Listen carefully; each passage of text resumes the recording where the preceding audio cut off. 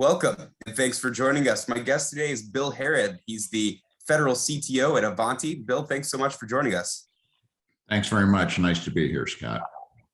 So obviously right now, top of mind for everyone is Ukraine, and there's continued attacks really by land and by cyber and everything else really. What sort of work are you doing with DoD to address how they're working with the cloud and how they're addressing attacks in that realm? Thanks, Scott. So, I think it's really interesting that one of the key pieces has been that DoD now is looking at moving into the cloud for applications and assets. Ivanti has supported the Department of Defense and the intelligence community for many years. And by bringing together Mobile Iron, Pulse Secure, RiskSense, and Ivanti's Neurons for cloud, Ivanti is helping DoD discover, manage, secure, and service their devices, applications, and data, both on-premise and in the cloud, and in hybrid deployment models. Ivanti is one of the leading vendors in the upper right quadrant for Gartner's Magic Quadrant for endpoint management, zero trust, and service management. We have wide deployments across DISA and Air Force, Marine Corps, and we're really providing a significant part of the intelligence community, mobile device management as well. So, the enterprise has become so broad, and we need to be able to support mobile devices, IoT devices, but also traditional network devices. And to be able to do it in a way that supports the transition from an on-prem traditional data center model to a hybridized model, and support the cloud as well. Today, we're at the Air Force Enterprise IT as a Service in the IL5 cloud, but we're also supporting DISA as the mobile device management standard for both their classified and unclassified mobility programs. DISA has indicated that their next gen for mobility management will be cloud-based. And Ivanti's provided a clear path for easily migrating to the cloud for their mobility management and mobile threat management. But DISA doesn't just flip a switch and move to the cloud overnight. And that's why Ivanti is supporting a hybrid model to continue to support their on-prem services, especially for high security requirements and those applications and resources that aren't yet ready to migrate to the cloud. The hybrid model saves money by reducing the infrastructure costs, the administrative burden, and assignment of personnel resources, and provides for a secure, resilient operating platform. Ivanti is currently working on elevating the level of security for all our products, and we're working with our third-party auditors to move our solutions to FedRAMP High and to meet the CMMC and Impact Level 5 operating requirements. We're also working with a number of the Intel community, though, to provide those NIAP certified solutions approved by NSA for commercial software for classified projects to continue to provide that on-premise solution for those things that need to be on-prem. So, let me just ask you a bit about the Ukraine situation. What sorts of attacks might DoD or Ukraine themselves be worried about in terms of their cloud situations in a situation like this? Well, clearly the cyber attack threat has escalated dramatically. Ransomware continues to be the #1 attack vector, and much of that has been traced back to Russia and China. And I think we're going to see a continuation and escalation of that. I also think that supply chain attacks, things like SolarWinds and Log4j that we saw, are critical vulnerabilities, and we probably haven't seen the last of the attacks against those as well. And it's really important for us to be able to help defend against those attacks, both by limiting the ability of those attacks to move within the network.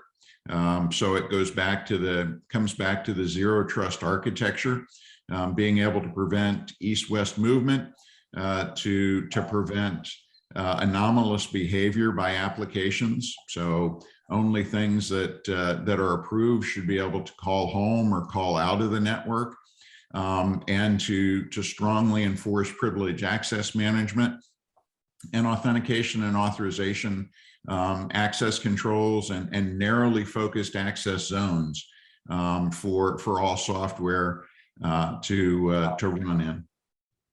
So can you just expand a little bit more on that zero trust mission? I mean, we saw DoD coming out and really the government writ large saying that zero trust is now a top priority.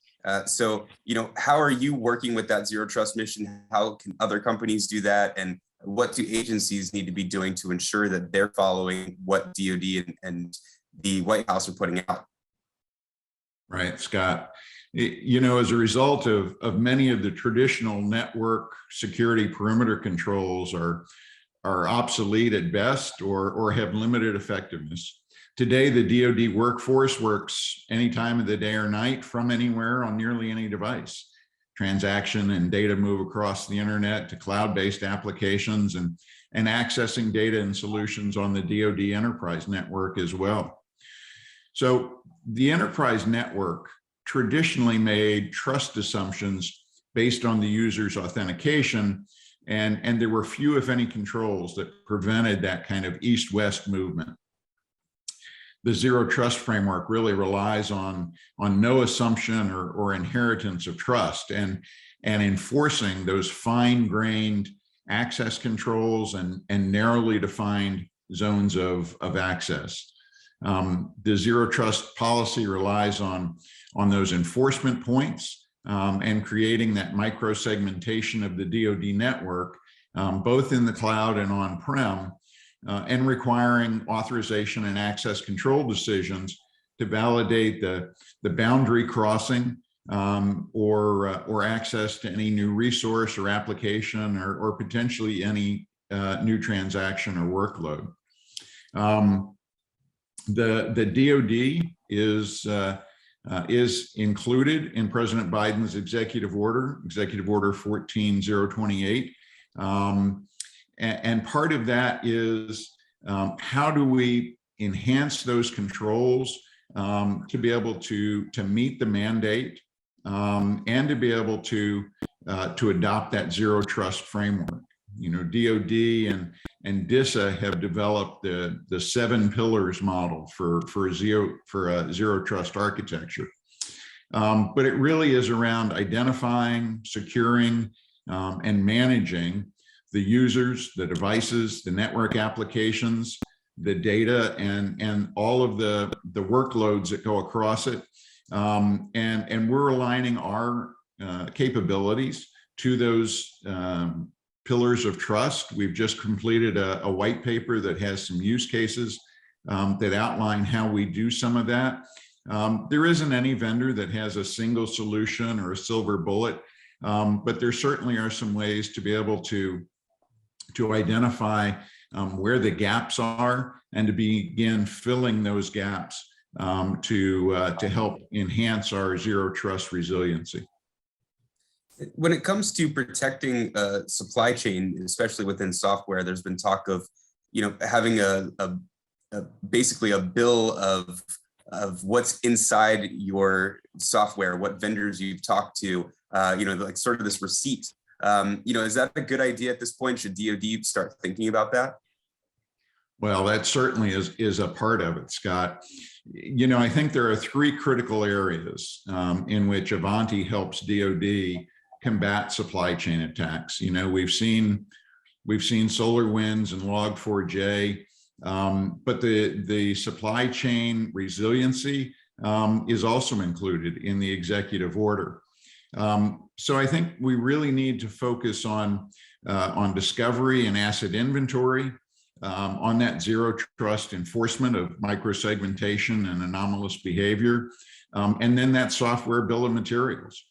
One of the critical components of securing the supply chain is really understanding what all of the components are and all of the items that we're responsible for securing. And this means detecting all of the devices, IoT, mobile devices, traditional enterprise devices, interrogating those devices for what the components and applications are that they made up of, then enriching that intelligence about them by pulling in vendor information, manufacturers information, getting those details down to the chipset and the software libraries that are used to build that comprehensive inventory that gives us the ability to really understand all of the components that are there, and then testing and being able to validate that they haven't been tampered with or changed since they were released or what was expected to be released.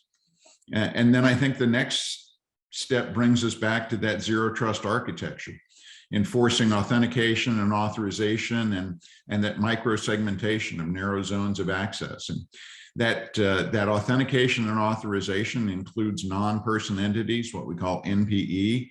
And so software, programs, applications, workloads, machine-to-machine communication, that all needs to have an identity and needs to be authenticated and authorized to be able to access other components. And then preventing anomalous behavior. Things that shouldn't call home or shouldn't call out of the network shouldn't be allowed to do that. Defining the zone in which a program can operate, and then not allowing an application to escalate to a higher privilege through some privileged access management controls. All of that is really critical. And then the last part of it comes back, Scott, to that software bill of materials. So including all of the components and the routines and the libraries, so that we know what all of those pieces and components are, and that we have an understanding of what that solution looks like, and we can test and evaluate to make sure that there hasn't been any compromise or changes from what's expected. Well, Bill, I think we're right up at time here, so we really appreciate the insights today. Thanks very much, Scott. It's good to be with you. Bill Harrod's the Federal CTO at Ivanti, and I'm your moderator, Scott Massioni. You're listening to Federal News Network. Now let me send you back to the studio for more on the DoD Cloud Exchange.